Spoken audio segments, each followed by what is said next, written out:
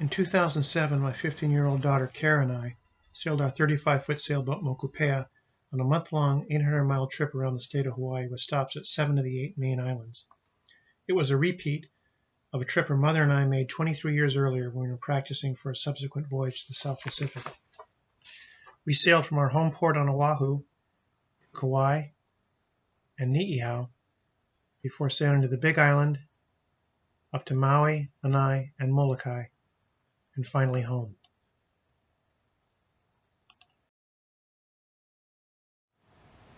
On the 30th of June, we sailed out of Kaneohe Bay on a beautiful summer day. You can just see Chinaman's hat in the background there behind us. That first day's 4-hour sail took us to Waimea Bay on Oahu's north shore. My wife Lori sailed with us for that short hop. Waimea is famous for its monster surf during the winter. During the summers, it's flat, calm, and a good anchorage. We spent the night there, and the next afternoon our friends the Blakeneys drove out by car for a picnic aboard Moku. Lori caught a ride home with Darlene Blakeney, whose husband Bill stayed aboard to help Kara and I sail Moku to Kauai. It's a 100-mile broad reach to Kauai, too far to sail in daylight hours, so an overnight trip is necessary. Kara had never made an overnight passage before, so it was nice having Bill aboard so one of us could keep Kara company on watch. Kara did a great job, and here you can see our happy rookie shipmate at dawn off the Kilauea Lighthouse on Kauai. We even caught a couple of fish at sunrise. This chart shows our anchorages on the north shore of Kauai. First stop was in Hanalei. Stayed there for a couple days before heading down to Haiena, and then down the Nepali coast to Nu'ulola.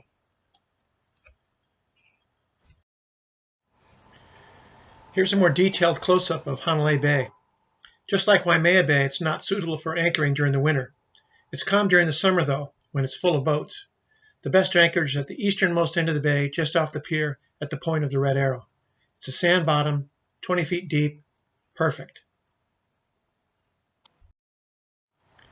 Here's some of the fleet at anchor. We spent a day catching up on sleep, getting Bill ashore for his flight back to Oahu, and settling into cruising mode, which included the first of many cribbage games. We had a couple of plastic kayaks aboard Moku and used them for the next day's adventure, a paddle up the Hanalei River. Kara and I made it about 1.5 miles upriver before we gave up and drifted back with the current. Good fun.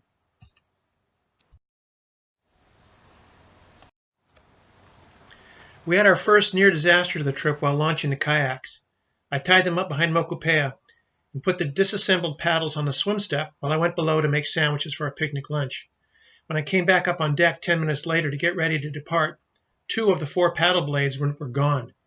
The bow lines of the kayaks had knocked the paddles overboard, and they were nowhere to be seen. I jumped in one of the kayaks and headed directly downwind to look for the paddles. I had almost given up hope when I miraculously spotted them floating a quarter mile from Moku. Losing those paddles would have made the kayaks useless for the rest of the trip. Note to self, don't put important stuff where it can be easily knocked overboard. After 2 days in Hanalei, we headed 4 miles down the coast to Haiena. The keyhole anchorage, shown here at the tip of the red arrow, is one of the best kept secrets in Hawaii. It's a fantastic protected anchorage, and I've never seen another boat in there. It's adjacent to Haiena Beach Park and the Dry Cave, has great snorkeling and unmatched scenery. This is a Google Earth satellite view of Haiena. You can clearly see the entrance at the southwest corner of the reef here, into the keyhole. I often use Google Earth satellite view to check out new anchorages. It gives you information not shown on a chart, like bottom characteristics, surf patterns, and features on shore. Here are a couple of shots of Moku at anchor in Haiena. We're looking west in this photo. You can just see the surf breaking there at the edge of the entrance. This is looking towards the southwest down the beach. At the far end is Haiena Beach Park. There were 40 boats in Hanalei, but it's the 4th of July and we have Haiena all to ourselves. You can see that it's a pretty comfortable anchorage. The tunnel's surf spot, where Bethany Hamilton lost her arm to a tiger shark, is in the whitewater beyond Moku. You can see the boats in a deep spot by the darker colored water. We're anchored in about 17 feet.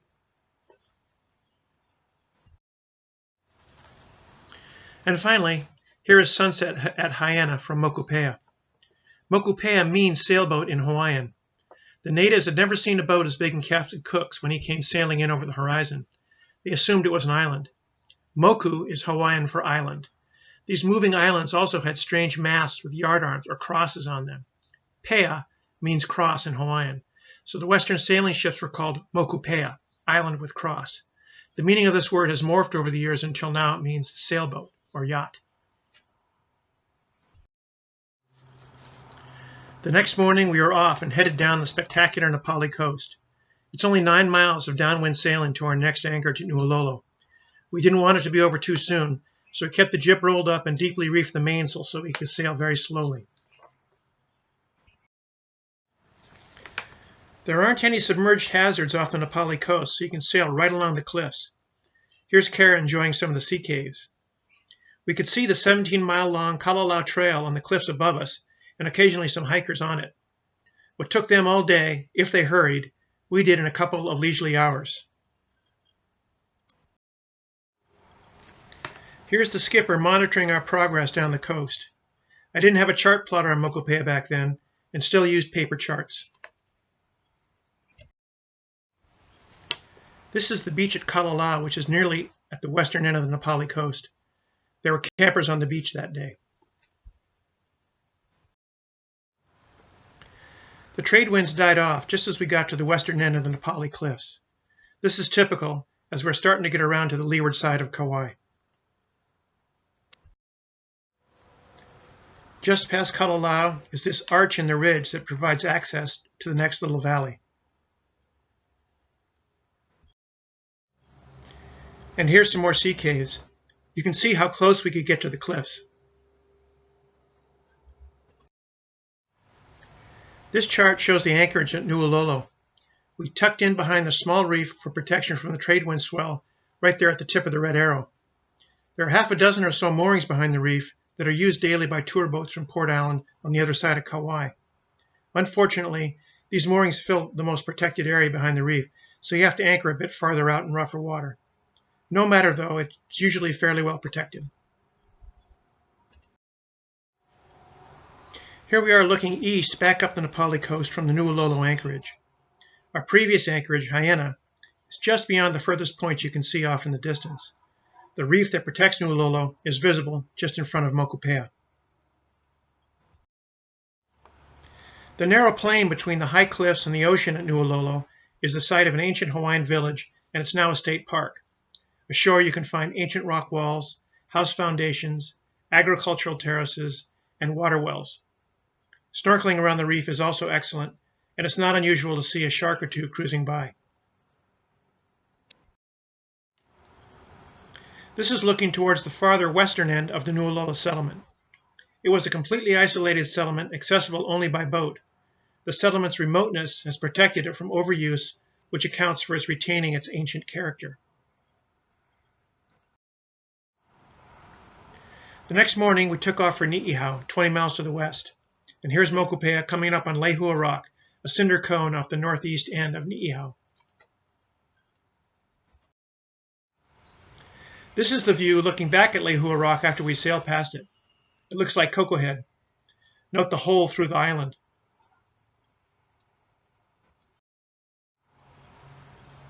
This chart shows our two anchorages on Ni'ihau. And here's some more detail. We stopped first at Keavanui at the top arrow, a 2.5-mile-long beach on Ni'ihau's northwest coast. We anchored here in 1984, and in an hour and a half picked up 60 glass balls on the beach. We could have gathered 160, but didn't have any room on board the boat for any more of them. Almost without fail, whenever I mention to folks that we went to Ni'ihau, their response is, "I thought you weren't allowed to go there." Not true. All beaches in the state of Hawaii, with the exception of military reservations, are public beaches. That includes Ni'ihau. The beaches up to the vegetation line are public property. This is an excerpt from a newspaper article on that topic.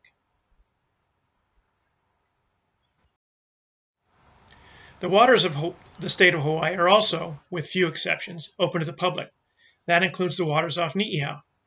We had just dropped anchor off Keawanui Beach and were putting the boat away when we looked up to see a monk seal swimming out to greet us. He was a cute youngster, and he hung around for about 15 minutes. Kara begged me to let her go swimming with the seal, but I said no. They can be aggressive in their play and bite or pull you underwater. We didn't need a medical emergency that far from civilization.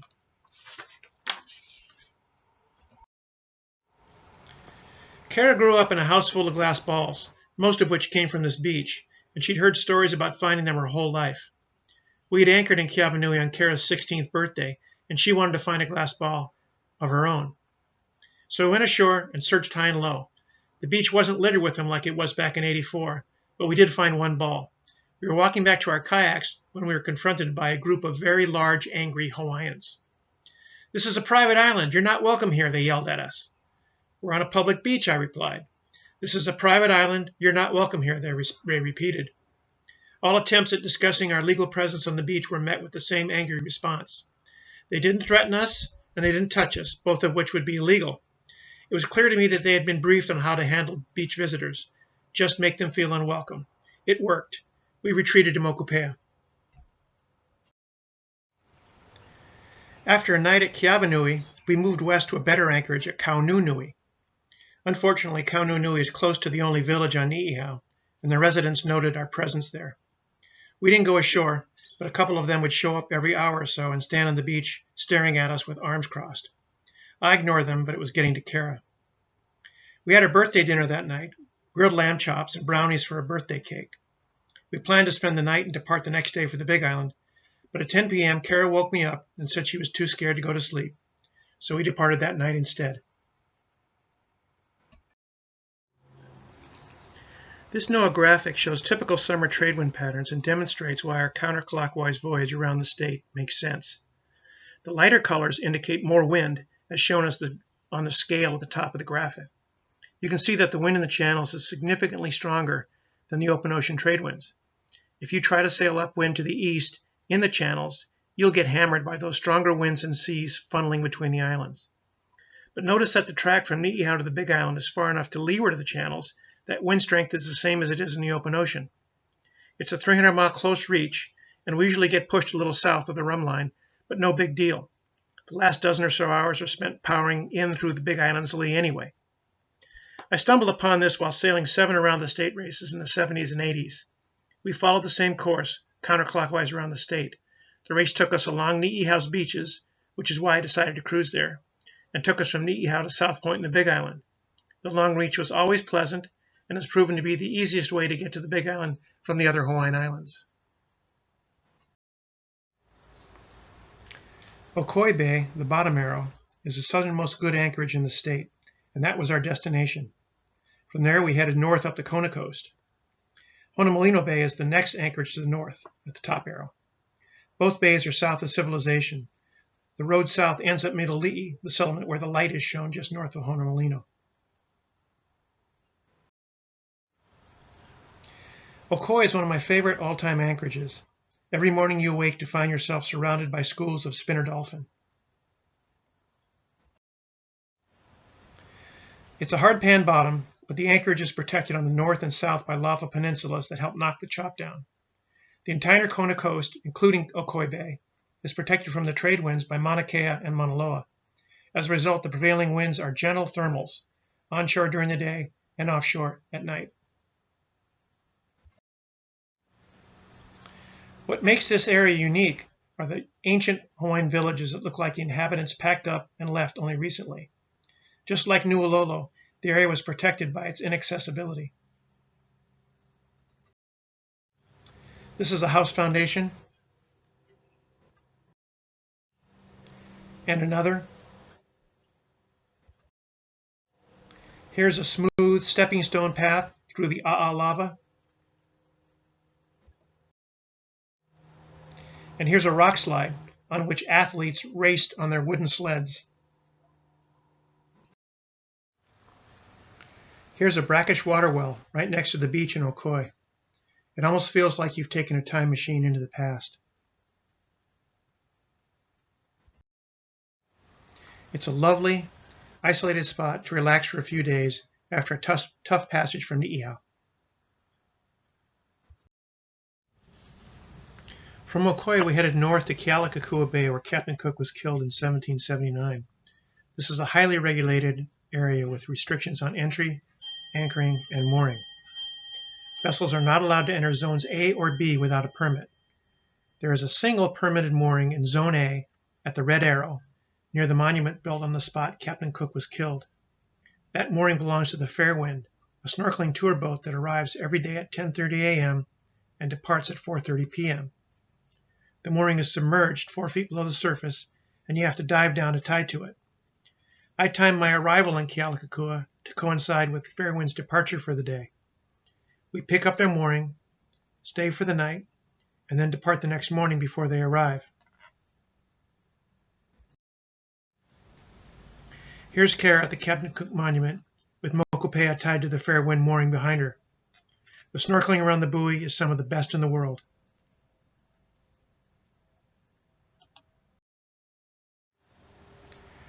We've been cruising for a couple of weeks now, and it's time to top up the water and fuel tanks. Honokaha Harbor, between the Kona Airport and Kailua Kona, provides the only opportunity to do so on the Kona coast. We always try to get a visitor slip for the night, but usually aren't successful. We always stop at the fuel dock, though, right there at the tip of the arrow, fill up on fluids, and buy something cold to drink from the store next to the gas pump. There aren't many decent anchorage to the north of Honokaha because the trade winds often make it over the gap between Mauna Kea and the Kohala Mountains and blast down that coast in the afternoon. The first port of refuge is the Kauai Small Boat Harbor.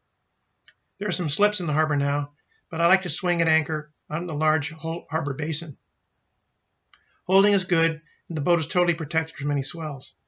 Kara and I anchored here, swam ashore, and walked into town to explore. While walking along the highway, I looked down into the concrete culvert that surrounds the Kauai Harbor complex and saw a small glass ball sitting in the mud. I jumped down into the ditch and grabbed it. This ball was nearly a quarter mile from the ocean. Glass ball number 2 for the trip had drifted all the way in on the high tide and settled in the mud.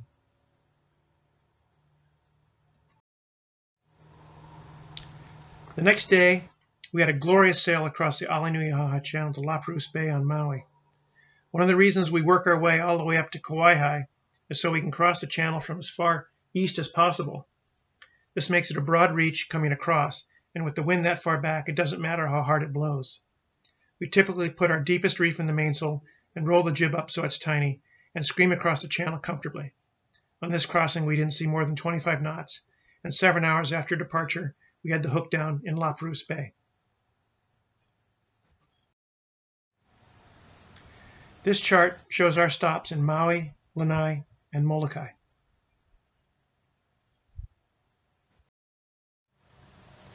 La Perouse Bay is on Maui's southwestern tip and provides a sheltered anchorage in sand in the lee of the headland as long as there's no south swell running. It's not a place for shore excursions, but provides a good stopping point after crossing the channel.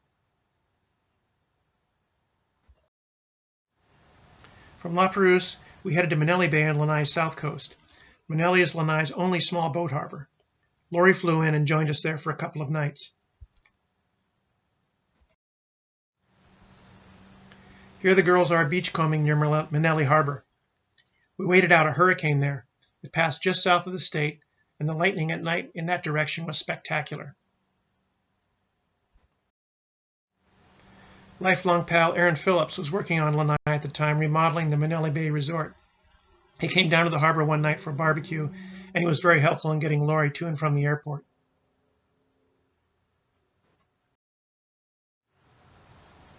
After Manele, we headed over to Lahaina Harbor on Maui for 2 nights, and then up to Honolulu Bay on the northwest corner of the island. This is Maui's best anchorage during the summer months. It's a marine preserve with calm water, fantastic snorkeling, and beautiful views. Lori joined us there after a week of work on Oahu. She flew into the Ka'anapali Airport and caught a cab to the bay a few miles away.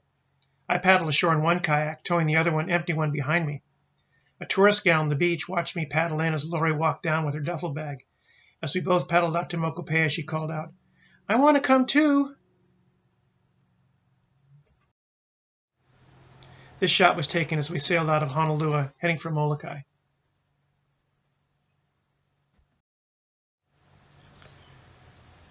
Molokai's North Shore is one of the most spectacular spots on Earth. Its 3,000-foot sea cliffs are the highest on the planet. Other than a few helicopters, it's still undiscovered by the tourist industry. The waterfalls are breathtaking. This shot was taken of a boat Laurie and I were racing on by pal Jesse Andrews.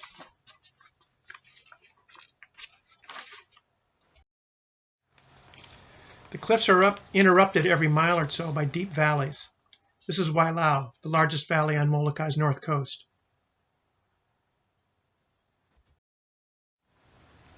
It's about 14 miles from Cape Halava on the east end of the island to Kalapapa Peninsula. This is Pelekunu Valley, about 2/3 of the way down. There are a couple of offshore rocks along this coast, so you have to be careful. Our destination for the day was Keawanui Bay, a crack in the cliff just west of Pelekunu. You tuck right up in the end of the gorge, put out a bow anchor in deep water, and swim a stern hook into the shallows to keep you aimed out into the wind chop that wraps around the point. This is what the anchorage looks like from offshore. We were there for a day when my buddy Bill Thornett pulled in. He took this photo. You can just see Moku in the anchorage and Joyce Kainoa's house up on the cliff above. Joyce's home has been written up in National Geographic.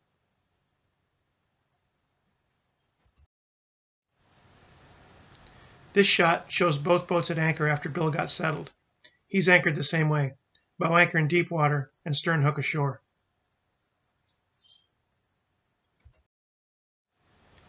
Keawanui's attractions include a 100-foot high waterfall that lands on a stone beach, a short dinghy ride away from the anchorage. Here's Kara at the waterfall. Imagine having a place like this all to yourself. While we were at the waterfall, I managed to drop Kara's camera into the water where it sat submerged for a few minutes before I found it. After the trip, I dried it out in my attic and got it working again. It still works to this day. Here's a shot of the waterfall from a trip there a couple of years earlier. I'm with both of my daughters in this one.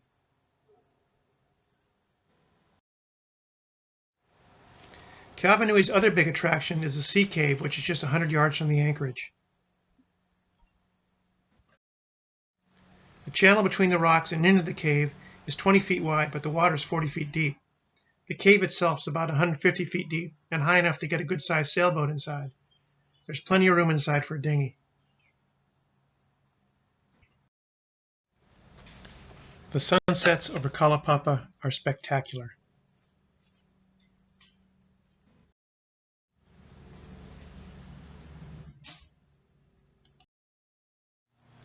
The next day, we had a quick dash across the Molokai Channel, and we were home in Kaneohe Bay.